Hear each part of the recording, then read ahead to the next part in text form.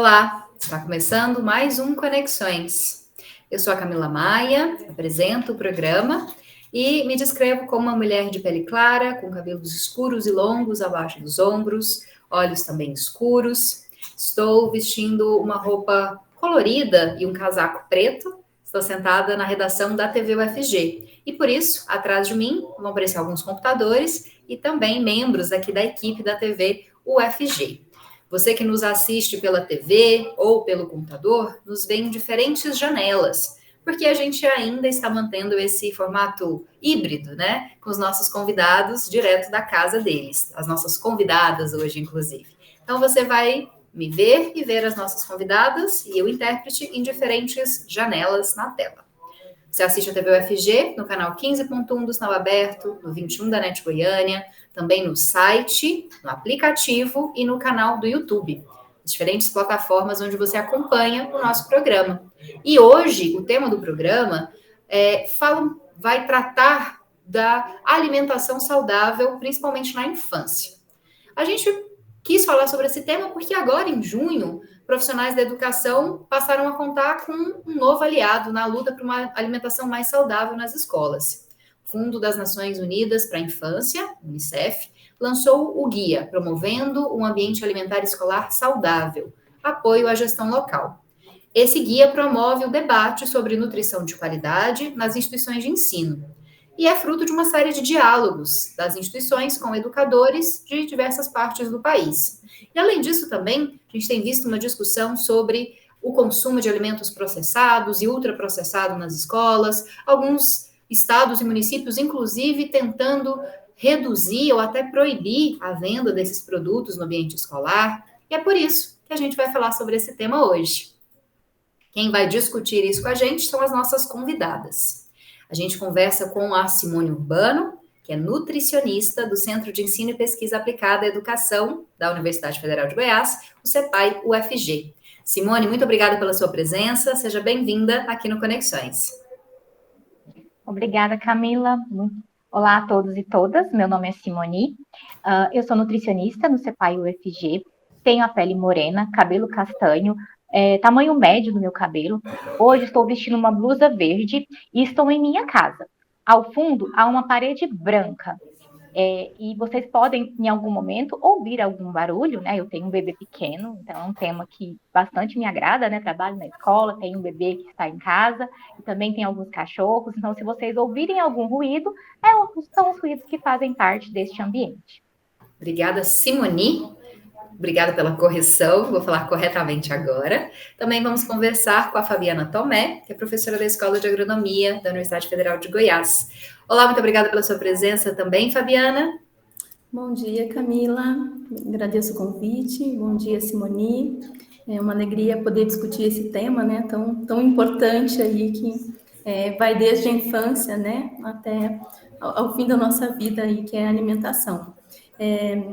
Eu sou uma mulher de 43 anos, já com alguns cabelos grisalhos, mas, em geral, ainda cabelos escuros, castanhos escuros. Estou vestindo uma blusa branca com um lenço colorido, floreado. Estou na minha sala de trabalho, aqui na Escola de Agronomia, na UFG. E ao meu fundo, né, é uma parede clara com quadros coloridos que remetem à alimentação.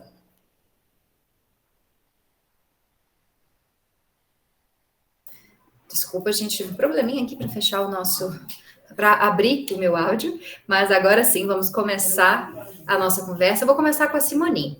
Simone, o ambiente escolar é um ambiente importante para a constituição, né, dos hábitos alimentares das crianças? A gente sabe que muitas crianças passam metade do dia, se forem escolas integrais, né, a maior parte do dia dentro da escola, e é lá que ela vai fazer a alimentação. Queria que você falasse um pouquinho disso para a gente, a relevância desse espaço para que a gente construa bons hábitos ou maus hábitos, né, dependendo de como que a gente trabalhar com as crianças. Olha, Camila, o ambiente escolar é extremamente importante na formação de bons hábitos alimentares, né? Nós temos, assim, inúmeras evidências científicas em relação a isso. Quando a gente pensa em ambiente escolar, a gente pensa em todo o alimento que é oferecido dentro da escola.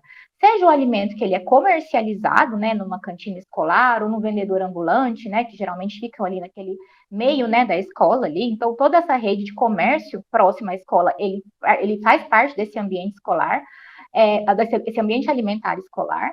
Como também, especificamente, né, nas escolas públicas, a gente tem oferta gratuita, né, que é o caso do CEPAI, de alimentação. Então, também faz parte, né? Então, todo esse alimento que ele é ofertado no ambiente escolar, seja numa escola pública ou privada, ele é considerado ambiente alimentar. E existem diversas evidências que trazem, né, em relação a isso. Inclusive, recentemente, né, eu fiz parte de um grupo que publicou uma revisão sistemática a respeito. E aí, o que nós encontramos? Né, que ao redor do mundo, né, as crianças que elas estão em escolas que elas têm uma regulamentação desses alimentos que são oferecidos, seja por meio de comércio ou de oferta gratuita, eles costumam ter melhores hábitos alimentares. Né? Então, assim, é incontestável. A nível de Brasil, a gente tem estudos que ele mostra o seguinte: no Brasil, nós temos um programa, que é o Programa Nacional de Alimentação Escolar, que oferece, né, alimentação gratuita para esses estudantes. Tem uma pesquisa, que é a Pesquisa Nacional de Saúde do Escolar, que ela mostra que alguns dados que os estudantes que relatam que consomem, né, a alimentação escolar, porque esse programa tem uma série de também critérios para a oferta desses alimentos, né? Mas as crianças e adolescentes que reportam, né, que eles consomem alimentação escolar, eles costumam ter melhores marcadores de consumo alimentar na vida.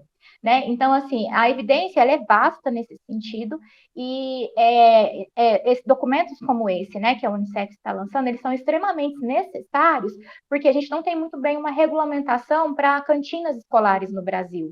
Né? Então, a gente precisa avançar nesse sentido. A gente tem um avanço na alimentação escolar pública, né, que é oferecida gratuitamente, mas naquela alimentação que é comercializada no ambiente escolar, seja no público ou no privado, o Brasil ainda precisa avançar.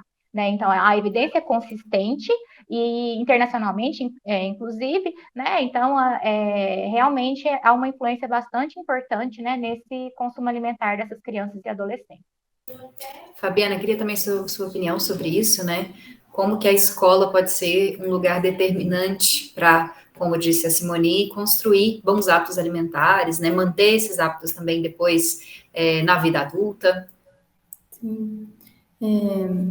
Quando a gente pensa, né, a alimentação das crianças, né, necessariamente a gente está no contexto atual em que as crianças passam, se não um turno, os 2 turnos na escola, a gente está falando, né, de promover a alimentação adequada e saudável, não só no ambiente doméstico, mas nesse caso, né, assim, principalmente nesses ambientes da escola. Por isso que esse espaço é um espaço privilegiado para a gente pensar a alimentação que promova a saúde, né, que promova bons hábitos alimentares, que proporcionem, né, aos escolares experimentar sabores, texturas, né, conhecer os alimentos que eles estão experimentando, ingerindo, né, da onde vêm esses alimentos.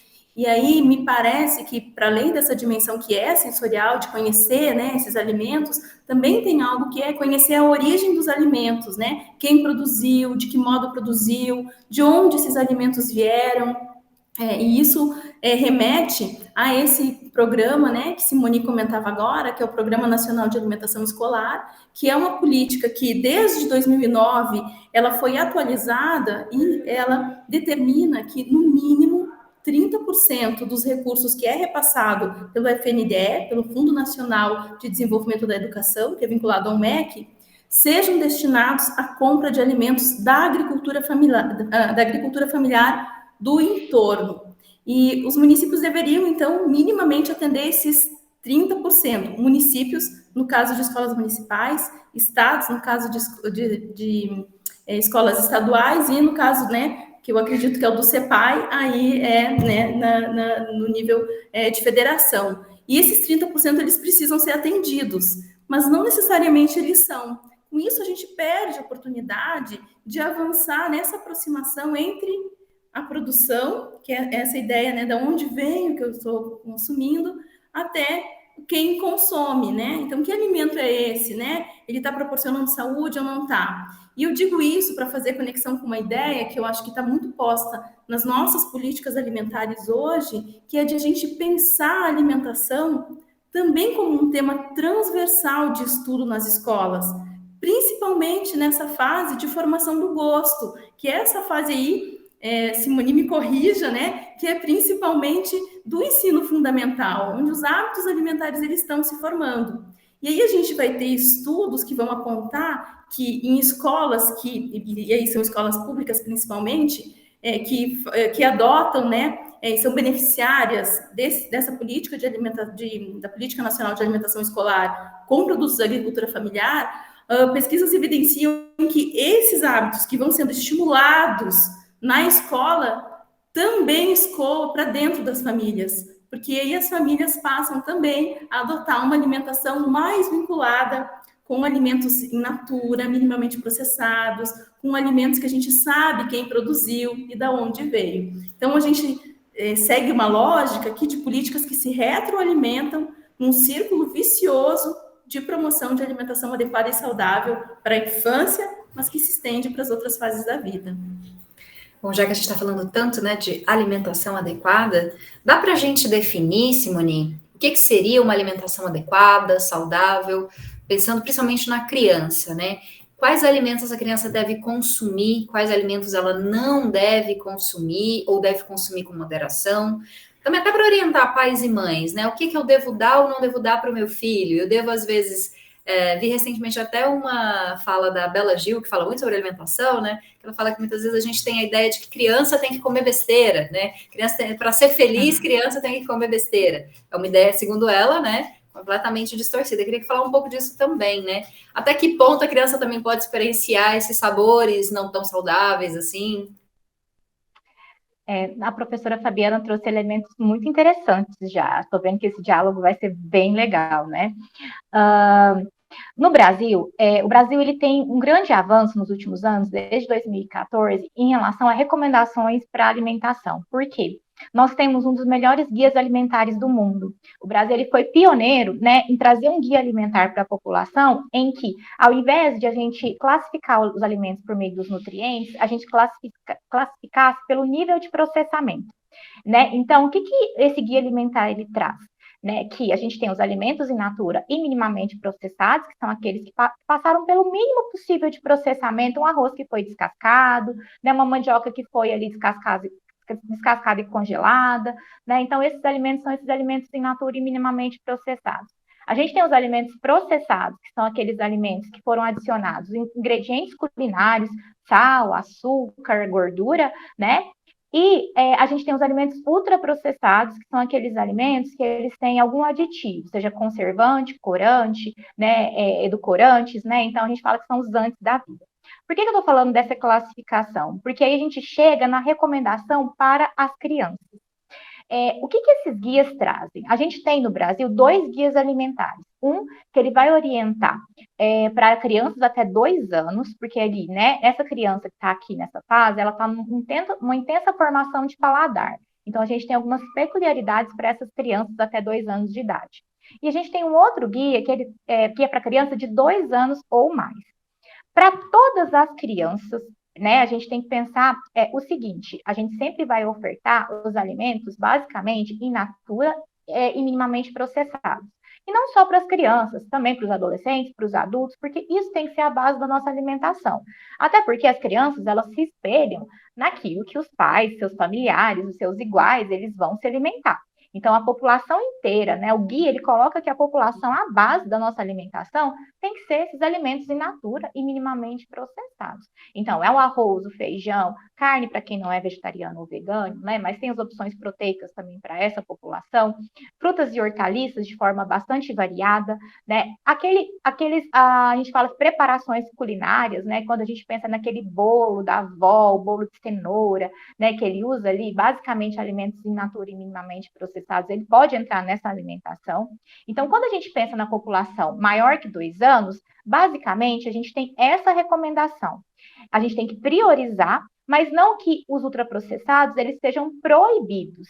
né? Porque a gente também tem que pensar o seguinte: quando a gente há uma proibição, a gente pode acabar gerando uma curiosidade maior, né, daquela criança por aquele tipo de alimento.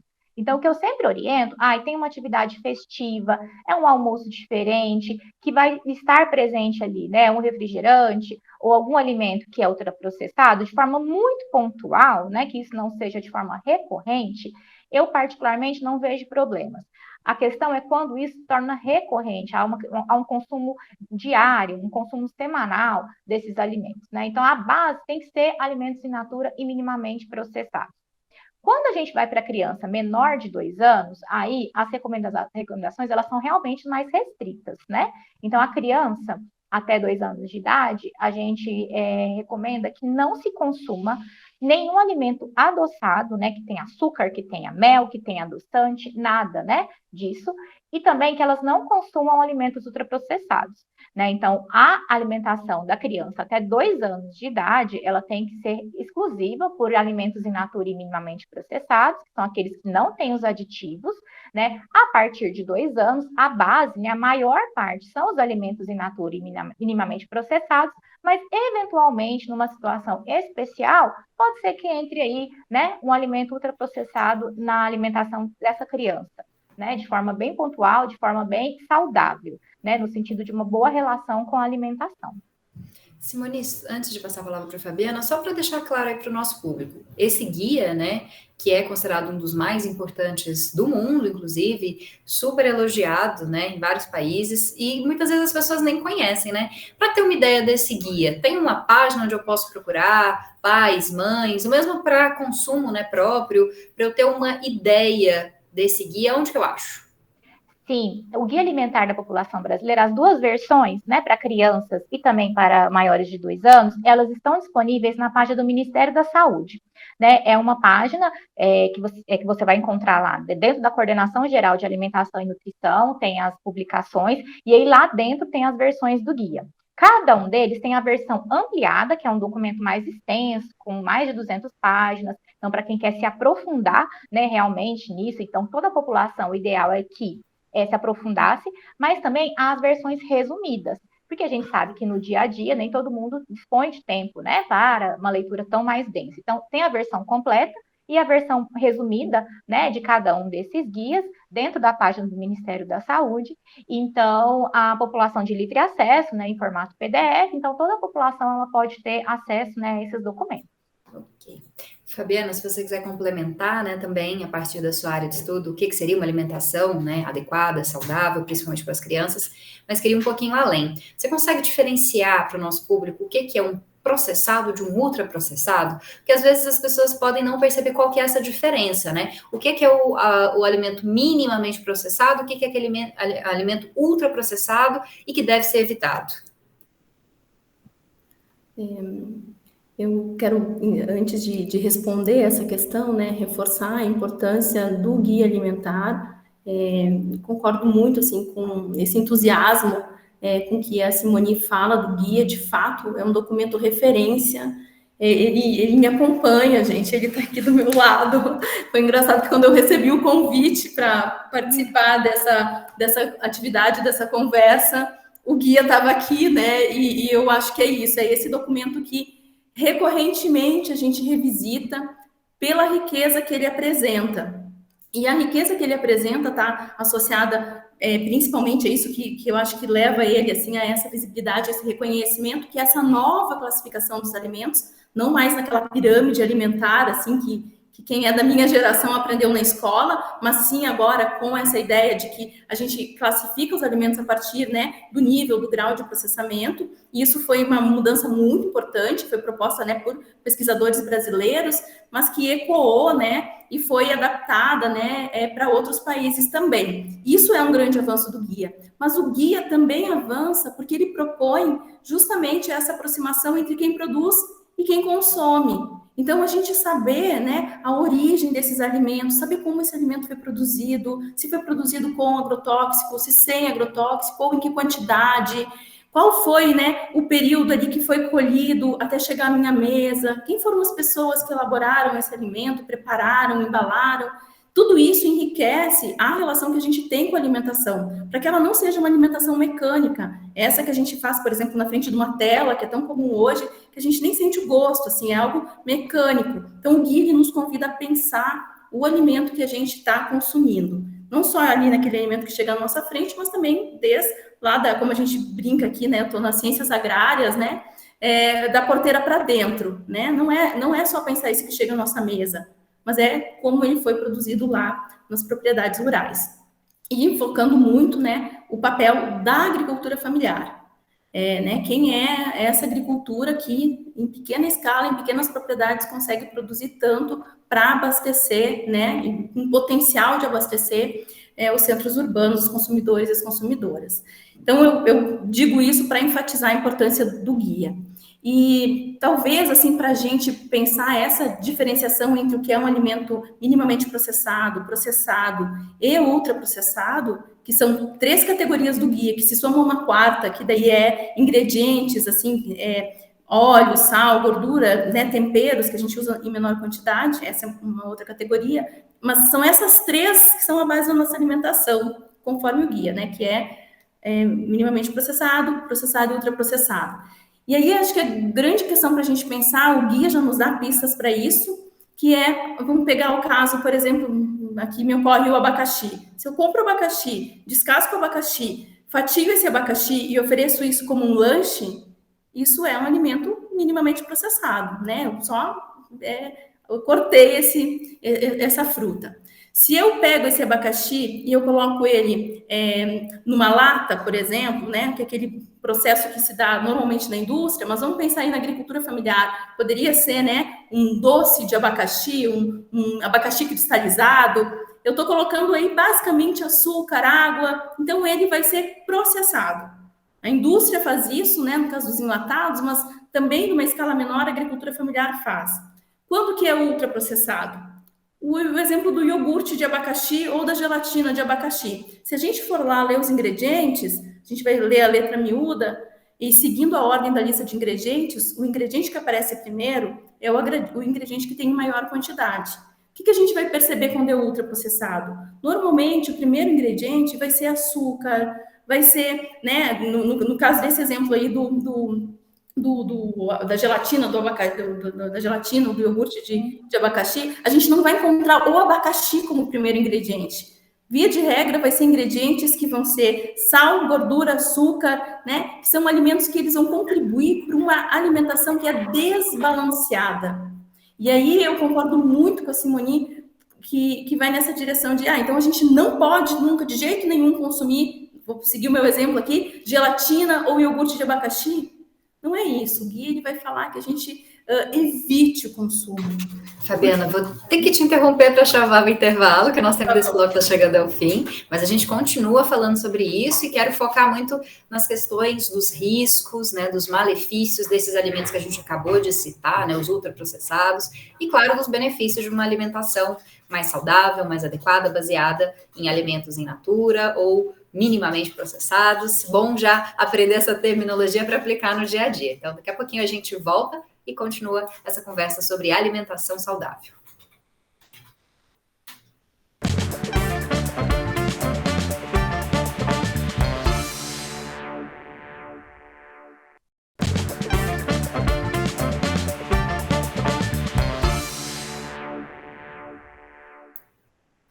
Estamos de volta com Conexões de hoje, que fala sobre alimentação adequada, alimentação saudável, principalmente para as crianças e adolescentes, né, em idade escolar.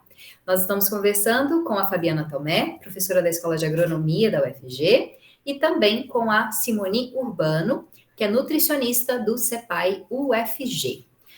Bom, já que a gente falou no bloco anterior muito sobre a definição de uma alimentação saudável, o que são esses alimentos que devem ser consumidos com um pouco mais de moderação ou até evitados, queria começar a falar sobre benefícios e malefícios. Queria começar com a Simone novamente. Quais são, primeiro, os benefícios de uma alimentação adequada, que garanta minimamente nutrientes, vitaminas, para uma criança em idade, né, de desenvolvimento cognitivo, desenvolvimento físico? Qual que é a importância disso para que essa criança alcance, né, o potencial aí máximo? Camila, você já deu alguns indícios da resposta, né, da pergunta. A alimentação adequada, né, quando a gente pensa nessa alimentação, que ela é baseada em alimentos in natura e minimamente processados, naturalmente ela será uma alimentação mais rica em nutrientes, né? Então, em vitaminas, minerais, que são importantes tanto para a construção física dessa criança, para o crescimento, né, para crescer uma criança do ponto de vista biológico, que ela tenha o fortalecimento dos ossos, uma boa formação muscular, mas também ela é importante, né, para o seu desenvolvimento cognitivo, né, para o seu desenvolvimento neurológico, né? A gente sabe que ali que a infância ela é uma etapa de intenso crescimento e desenvolvimento, né? A todo momento essas crianças estão ali adquirindo habilidades e aprendizados que serão levados para a vida inteira. Então, por isso que é tão importante a gente investir tanto, né, numa boa alimentação nessa faixa etária. E aí, para além disso, né, para essa formação, tanto física quanto cognitiva, né, essa boa alimentação, ela também vai ser importante no sentido de evitar que surjam doenças no futuro. Porque quando a gente imagina, né, assim, há uma relação muito direta, né, da alimentação com doenças crônicas não transmissíveis, que seriam as doenças cardiovasculares, diabetes, alguns tipos de câncer, né? E então, quando a gente pensa na criança, a gente pensa que essas doenças, elas estão muito distantes, né? Ah, está muito distante, daqui quantos anos, daqui 20, 30, 40 anos que essas doenças vão aparecer.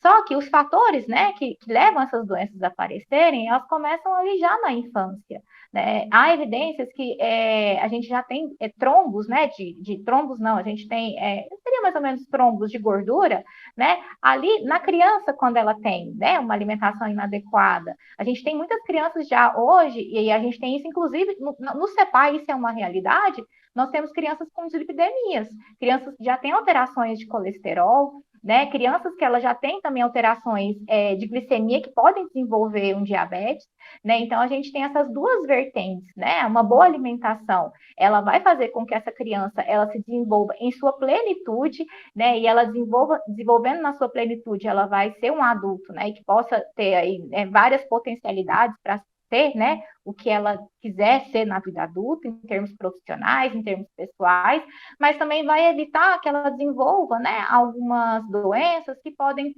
trazer prejuízos lá na vida adulta e que podem, inclusive, gerar algumas incapacidades, né? Então, assim, é extremamente importante.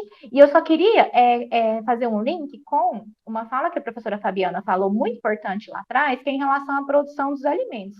Por mais que a gente, hoje já se discute muito na questão da alimentação, por mais que a gente saiba, né, que o consumo adequado ele é importante, mas a gente tem que entender o sistema alimentar, né? Então, como que é essa cadeia de produção desses alimentos? Então, para além de a gente dar boas orientações de como se alimentar bem, a gente tem que pensar também em políticas que fomentem bons sistemas alimentares, né? Para que isso seja de forma sustentável, para que as pessoas elas não só saibam, né, como que a criança deve se alimentar, mas que elas também tenham acesso a esses alimentos, né, que a criança deve consumir para ter esse pleno desenvolvimento. Simone, eu até ia passar uma questão parecida com essa para a Fabiana, então já vou utilizar esse final da sua resposta. Fabiana, explica para a gente também a importância, né? Você já falou muito disso no primeiro bloco, mas para a gente complementar, de saber a origem desses alimentos, né? De saber a quantidade ou que forma que é aplicado, né? Algum tipo de defensivo, agrotóxico.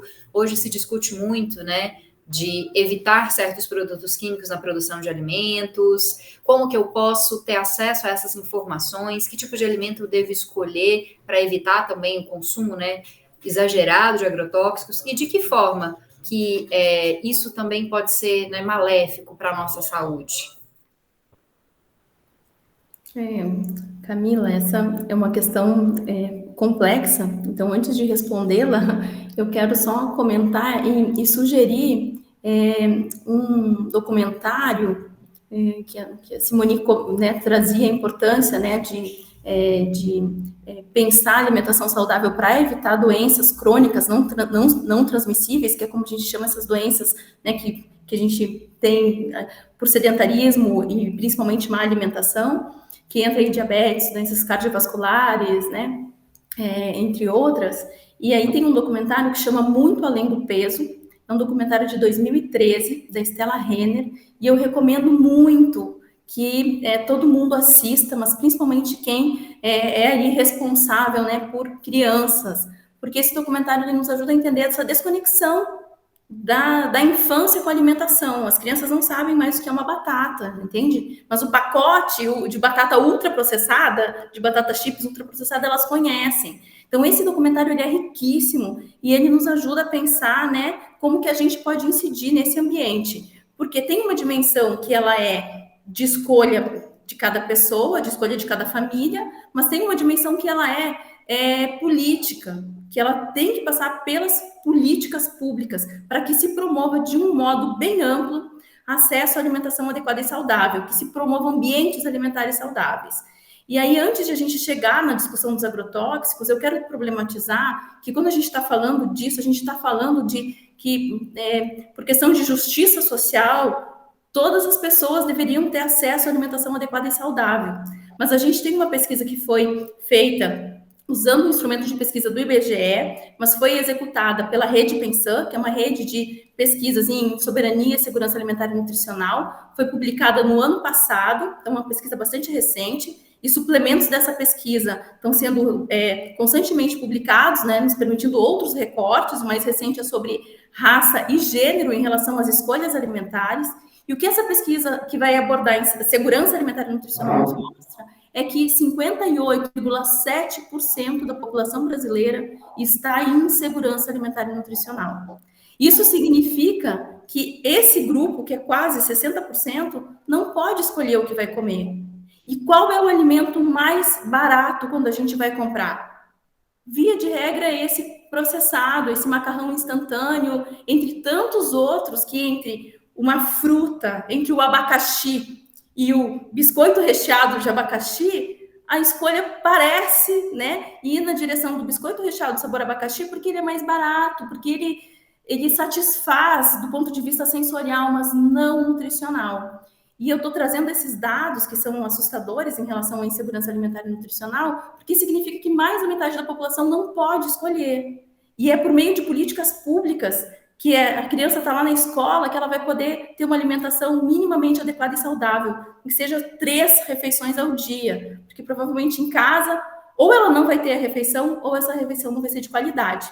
Então, para a gente chegar e pensar, né, em alimentação adequada e saudável, a gente vai ter que pensar esses ambientes alimentares e políticas alimentares que promovam isso, incluindo a redução do uso de agrotóxicos, que também está prevista na lei, por exemplo, né, de alimentação escolar, porque ela prioriza a compra de alimentos produzidos sem agrotóxicos e de comunidades tradicionais. Então, a gente pode priorizar comprar nas feiras, priorizar comprar daquele agricultor que, mesmo que não tem certificação orgânica, a gente conversa e ele está lá no processo de transição. A gente tem experiências das CSAs, que são comunidades que sustentam a agricultura, que vão produzir no entorno das grandes cidades e proporcionar para os consumidores que não produzem, né, acesso a alimentos sem agrotóxico ou com menos agrotóxicos. Então, assim, são caminhos e talvez fica o convite para a gente fazer um outro programa, né, Simone, abordando estratégias que a gente pode adotar para ter uma alimentação, também pelo viés da contaminação química, mais saudável e mais adequada. E que seja de acesso democrático, que é outra questão muito importante. Bom, o tema já está anotado aqui, Fabiana, para a gente discutir em outro momento. Muito boas considerações. E até falar disso também, né, a respeito dessa dificuldade de consumo de alimentos in natura, muitas vezes por essa população que está, né, em insegurança alimentar, né, que infelizmente, vou falar em palavras menos bonitas, né, que passa fome, que não tem a certeza de que vai ter todas as refeições durante o dia, enfim. Simone, qual que são os riscos, né? A gente falou dos benefícios, você apontou um pouquinho os riscos, mas para a gente deixar ainda mais claro, né? De opções não saudáveis, opções não adequadas, principalmente nessa etapa de desenvolvimento da vida, né? Isso pode repercutir ao longo de toda a existência, né, de uma pessoa, essas escolhas que a gente muitas vezes faz no começo. Com certeza, Camila. Eu já falei um pouquinho, né, desses riscos, mas quando a gente pensa no desenvolvimento dessas doenças, existem vários determinantes. É claro que a alimentação não é única e exclusiva, a gente tem aí sedentarismo, a gente tem questões genéticas, né, a gente tem outros fatores que fazem com que o indivíduo vá adoecer ao longo da vida. Mas é inquestionável, né, a contribuição de uma má alimentação para o desenvolvimento dessas doenças. E a classificação nova dos alimentos, né, essa classificação de alimentos ultraprocessados, ela é recente, né? Ela foi em 2014, tem menos de 10 anos. Só que de lá para cá, o mundo inteiro voltou o olhar, né, para essa classificação brasileira. Outros países eles fizeram guias alimentares semelhantes aos do Brasil e pesquisadores eles têm estudados, né, em estudos de coorte, assim, eles estão acompanhando populações, né, e já verificando qual que é o impacto dessa alimentação, né, nessas populações. E tem feito também alguns estudos, né, de consumo alimentar mesmo, cruzando informações, né, aquelas pessoas que consomem mais ultraprocessados, elas são mais doentes ou elas não são mais doentes?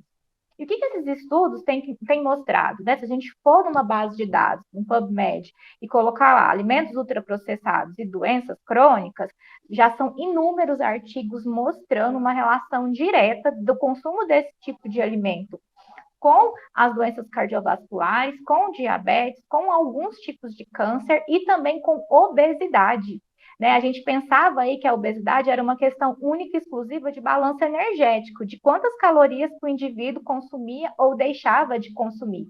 Mas agora já há evidências que a obesidade tem uma relação também com a qualidade dessas calorias. Então, quando eu falo em qualidade dessas calorias, que tipo de alimento, né, que esses indivíduos eles estão consumindo? E por que eu estou falando isso se o programa é voltado para a infância? Porque essas doenças, elas são crônicas, né? Elas permanecem durante um bom período da vida dos indivíduos e ela começa a se desenvolver lá na infância. E para além disso, né, além de ela começar, né, a desenvolver ali na infância, se eu tenho uma criança que desde a gente tem vários casos, gente, de criança que toma Coca-Cola em mamadeira, assim, eu já vi, né, eu já presenciei, né, criança que come batatinha frita, eu não posso falar marca, né, mas essas batatinhas de saquinho, né, esses salgadinhos de pacote, de forma mais genérica, que comem desde muito pequenininhos, né, então, a gente sabe que essas crianças que desde muito pequenininho já consomem esses alimentos, elas já formam um hábito alimentar, um paladar mais voltado para esse tipo de alimentação. Então, se ela já começa ali na infância, ela vai permanecer a chance de ela permanecer com esse hábito ao longo de toda a vida é maior. Então, é como se fosse fazendo um depósito de risco de desenvolvimento dessas doenças, né? Então, isso vai virando uma bola de neve. Então, ali por volta dos 30, 40 anos,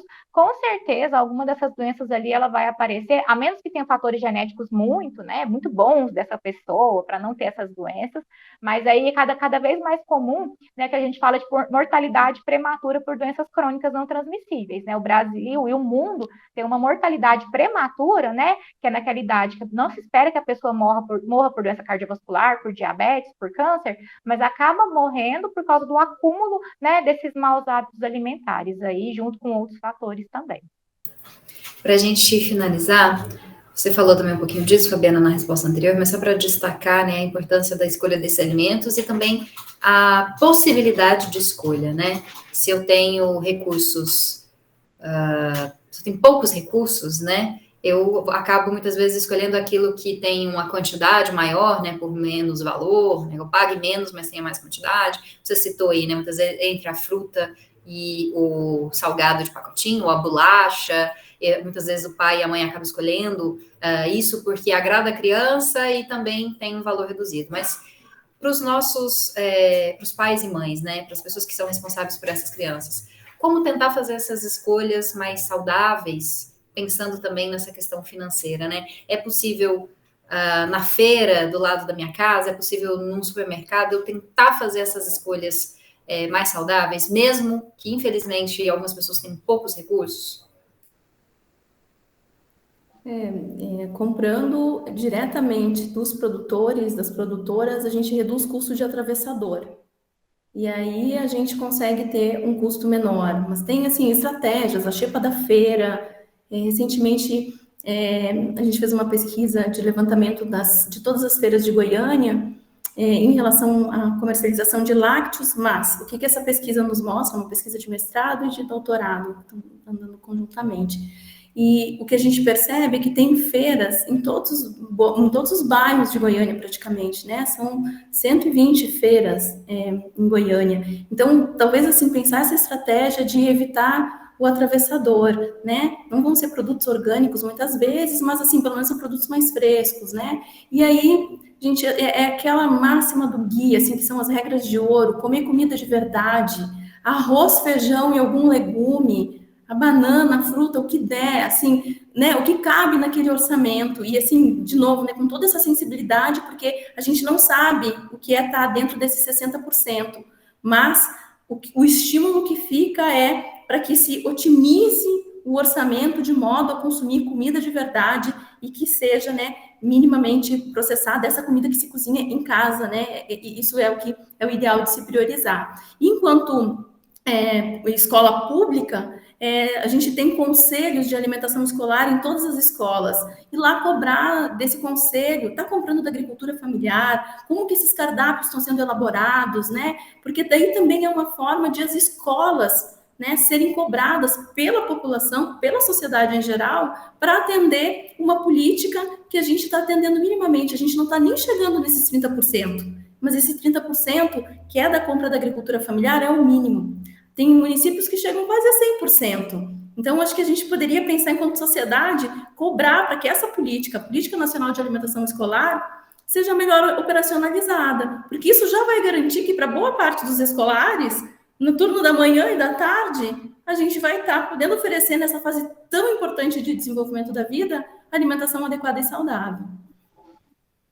Bom, tá certo. Muito obrigada, Fabiana, pela sua participação aqui com a gente. Muito bom poder escutá-la.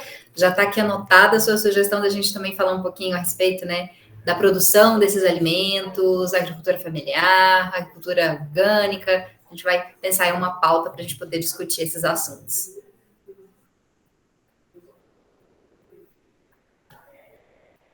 Eu queria agradecer também a Simoni. Muito obrigada pela sua presença, Simoni, por estar aqui com a gente e explicar tão bem a respeito dessas questões, né, envolvendo alimentação adequada para as crianças.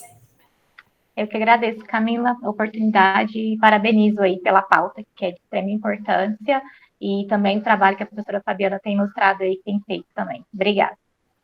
Obrigada novamente às duas, e espero que você, que está nos assistindo, continue, porque no próximo bloco, a gente tem dicas culturais e também para você que quer buscar uma oportunidade de qualificação profissional. Então, daqui a pouquinho nós estamos de volta e te convido também a participar com a gente. Você pode mandar suas sugestões, críticas, elogios pelas nossas redes sociais. A gente tem Twitter, Instagram, Facebook, YouTube. Só buscar por TV UFG e você nos encontra. Além disso, a gente tem também o WhatsApp, um meio bem fácil, bem rápido de entrar em contato com a TV UFG.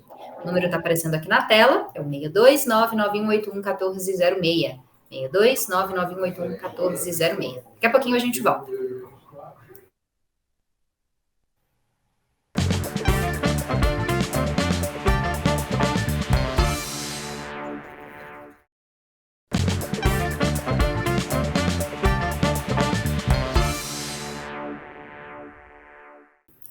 Esse é o último bloco do Conexões de hoje. Como você já sabe, ele é cheio de dicas. E hoje, essas dicas são oportunidades acadêmicas e também eventos culturais. Para começar, eu te conto que estão abertas até sexta-feira as inscrições do programa Universidade para Todos, no segundo semestre desse ano. Para participar, é preciso ter feito e atingido uma nota mínima no Enem, no Exame Nacional do Ensino Médio, de 2022 ou 2021.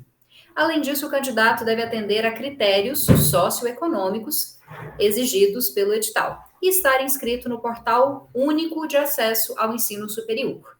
O ProUni oferece bolsas de estudo em instituições particulares de ensino superior de todo o país.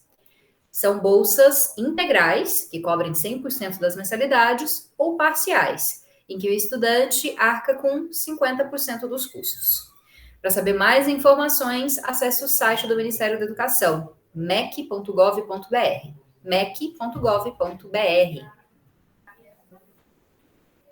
E mais uma dica para os universitários. Estão abertas as inscrições para o processo seletivo do Programa Universitário do Bem, o ProBem.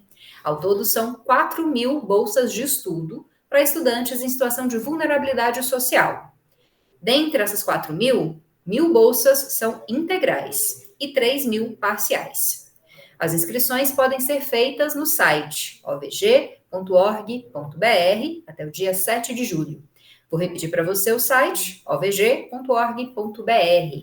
Para concorrer, é preciso estar inscrito no Cade Único do Governo Federal, morar no estado de Goiás e estar matriculado em uma instituição de ensino superior. O resultado do processo seletivo será divulgado no dia 1º de agosto. E os contemplados vão receber o benefício retroativo ao mês de julho, viu? E agora começam as nossas dicas para o final de semana. A Vila Cultural Cora Coralina cedia a exposição Entre o Dito e o Não Dito, do artista visual Paulo Cerrado. Ele apresenta pinturas e esculturas desenvolvidas a partir da leitura de 2 livros. O Povo Brasileiro, do antropólogo Darcy Ribeiro, e Brasil, uma biografia vou repetir que o nome ficou confuso. Brasil, uma biografia, escrito pelas historiadoras Lilia Schwartz e Heloísa Starling. O artista Paulo Cerrado é formado em artes visuais e faz mestrado na Universidade Estadual de Goiás. A entrada da exposição dele é gratuita e ela fica disponível até o dia 28 de julho. A visitação pode ser feita de segunda a sábado, das 9 da manhã às 5 da tarde, ou no domingo, das 9 ao meio-dia. Para finalizar, outra dica para quem gosta de artes visuais. A Casa de Vidro cedia a exposição Alteridade, Representações e Abstrações, da fotógrafa e cineasta goiana Rosa Berardo. Essa mostra é uma retrospectiva de 40 fotografias inéditas, que foram feitas entre 85 e 92, com várias etnias dos povos do Alto Xingu. A visitação pode ser feita até o dia 28 de julho, como eu disse, de segunda a sexta, das 9 da manhã às 7 da noite. A Casa de Vidro, para quem não conhece, fica na Avenida Jamel Cecílio, no Jardim Goiás, e a entrada é gratuita. Assim eu me despeço de você, agradecendo a sua companhia, te convidando a assistir a TV UFG e, claro, a conferir o nosso próximo debate. Conexões vai ao ar toda quinta-feira, 4h30 da tarde, e a reprise é no domingo, às 7 horas da manhã. Até o nosso próximo encontro.